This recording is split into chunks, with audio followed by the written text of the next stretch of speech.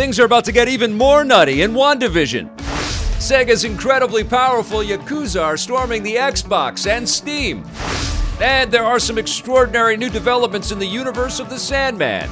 All that and the latest and everything cool today in the Rundown. Hey everybody, welcome to the show. This one is dedicated to Kung Fu Hot Dog, a new EPN member that's showing us some major love and support. Thank you so much. All right, true believers, it's time to get ready for a new episode of WandaVision. Marvel's new innovative superhero series for the Disney Plus streaming service has so far served up more questions than answers, but it looks like things are about to start changing starting tomorrow. Disney dropped a teaser of what's in store for the new episode, and things are starting to look pretty epic and mysterious. Looks like we're going to get to know a lot more about Monica Rambeau, played by Tiona Paris, and Randall Park is popping up back in there. Kat Dennings, who we haven't seen in a long time, I think since the Thor movies.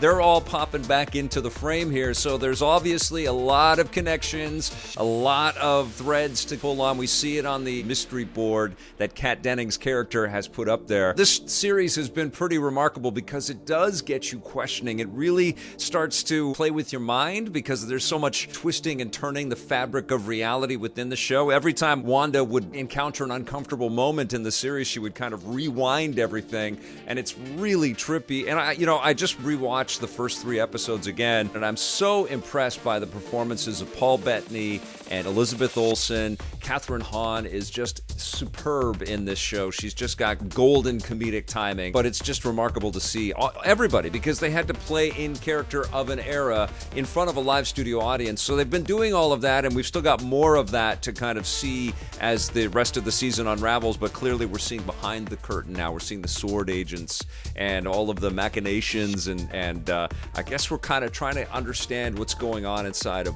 Wanda's mind right now, because it feels like she's at the center and at the heart of everything, and she's controlling all of the stuff around it. I haven't seen more than those first 3 episodes, so if we're all joining in to watch episode 4 together, that should be a ton of fun tomorrow. I'm very much looking forward to it. I actually shared the series with both my wife and my daughter, and they are fans as well. It was really cool to see my 8-year-old kid kind of take to this as well. She was laughing at all the gags and the jokes. It's just all so surreal because it doesn't jive with the rest of the MCU at all. It's just so different. It's such a crazy risk, and I think they're pulling it off, but obviously the most important work is ahead in these upcoming episodes and how it's all going to ramp up and tie into the greater and grander MCU universe. I expect we're going to see some huge MCU superhero cameos, maybe Doctor Strange, and we're going to get a real kind of sense of the direction going forward with the Marvel films and the other Marvel TV shows. But this is exciting stuff. If you haven't been watching WandaVision, you definitely need to.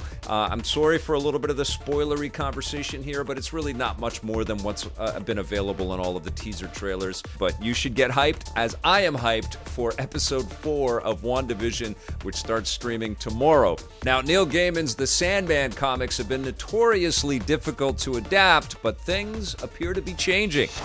First of all, news from Audible.ca dropped this morning that more installments of the Sandman audio drama are headed to the service. The first installment was incredibly well received. We even have a teaser of it right here on our channel, and so it makes perfect sense to continue the adaptations. Author Neil Gaiman is returning as narrator, and his work is being adapted by his collaborator Dirk Maggs, who said, "I can't wait to return to the dreaming with Neil, DC, and Audible. We have a big vision for the next 2 seasons, and the stories in this next installment are among the best that Neil has ever told." Meanwhile, Neil Gaiman has said it was thrilling to be part of the fastest-selling Audible fiction title and to watch it break records. I'm excited to discover what other surprises the genius Dirk Maggs has up his sleeve in the next volumes of Audible's The Sandman. And then he also points out it's like making movies for the ear that go straight to the brain, and soon it will be time to meet the whole family, then go back to hell once more as Morpheus confronts Lucifer in Season of Mists. But wait, there's more. Just today, Netflix has announced the cast for the upcoming streaming service adaptation of Neil Gaiman's The Sandman, and it includes a lot of very familiar talents. Tom Sturridge is going to be Dream. Gwendolyn Christie is Lucifer, and it's the first time that a woman is going to be playing the character.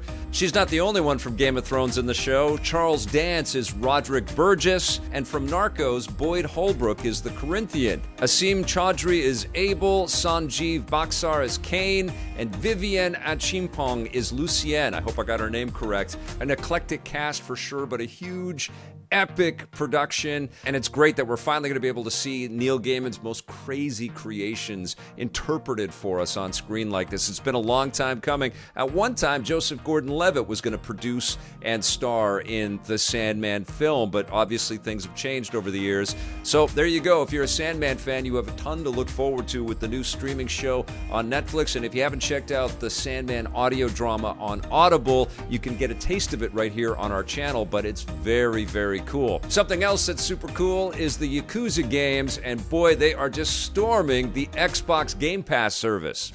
Sega shot me over the trailer for the new Yakuza Remastered Collection, which is finally hitting Xbox and Steam today, and all of the games are actually going to be available on Game Pass. So if you're a Game Pass subscriber, you can play through these, and it's insane how many Yakuza games are now available on Game Pass. The Remastered Collection includes Yakuza 3, 4, and 5, so we're almost up to all of them out there. And of course, Yakuza Like a Dragon launched last year for Xbox One, but also Xbox Series S and X.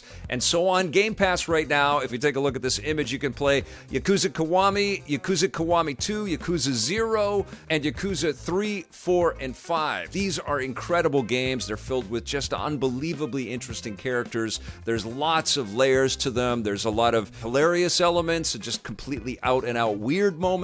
But then there's like rampant brutality and some heavy stuff and heartfelt stuff. You go all over the place in here. Plus, you play a ton of classic Sega arcade experiences and all kinds of incredible mini games. So inventive, and honestly, this remastered collection alone represents probably a couple hundred hours of content already. But if you dig into all of these titles on the Game Pass account, you're going to be playing these until 2022. These are amazing creations by Sega. It always surprises me how much they invest. It looks like these are expensive games to make. So clearly the audience is huge for these games, but now they're going to be even bigger because they're going to be available on a bunch of new platforms. So congrats to all of you Game Pass players out there and everybody that has been waiting for these titles to hit Steam. I've got some more Sega news for you today, and it's not the greatest. This is about Roger Craig Smith leaving the role of Sonic the Hedgehog. We don't know that definitively. This is all just from a kind of cryptic tweet that he put out there, but it looks like he's not going to be playing the Blue Blur, the most famous hedgehog on Earth, any longer, which kind of sucks. Roger is a fantastic guy. I've known him for years. We work with him on the Canadian Video Game Awards, and he's just a sweet, sweet dude, incredibly talented. The fact that he can play Batman, Ezio Auditore, and Sonic the Hedgehog, and I think Captain America, the guy's got a whole boatload of amazing voices in him. So it's sad to see him leave Sonic, but I know he's going to continue to be busy, and we're going to be hearing his work all over the place. I do have a couple of other cool things to talk about today. Both of these titles are Cyberpunk flavored. One of them's called Disjunction, and it's an overhead experience. It's a stealth action type game, a little bit like playing one of the retro Metal Gear games, but the whole idea here, of course, is that everything is cyberpunk flavored, and you've got all kinds of cool weaponry and different abilities. You can be very stealthy, or you can go in with guns blazing and take out all kinds of different characters, and it's all crafted with cool pixel art as well. That's available right now on a variety of different platforms. And then coming up very soon is another game called Glitchpunk, and this one is definitely influenced by the top-down Grand Theft Auto games. You can hop in all kinds of vehicles and get into all kinds of gnarly combat. There's blood on the streets. There's lots of glowy neon everywhere, and it looks pretty freaking cool. It looks like if the developers of Grand Theft Auto 2 just kept on making those types of games and then eventually started making stuff that was set in the future. I'm actually looking forward to playing both of these cyberpunk flavored titles. I'll come back and tell you how I feel about them, but that's going to do it for our rundown today. Thank you so much for watching the episode. Thank you for hitting that subscribe button. Thank you for hitting that thumbs up button and commenting. Thank you to all of our EPN members. We'll see you tomorrow, and until then, play forever.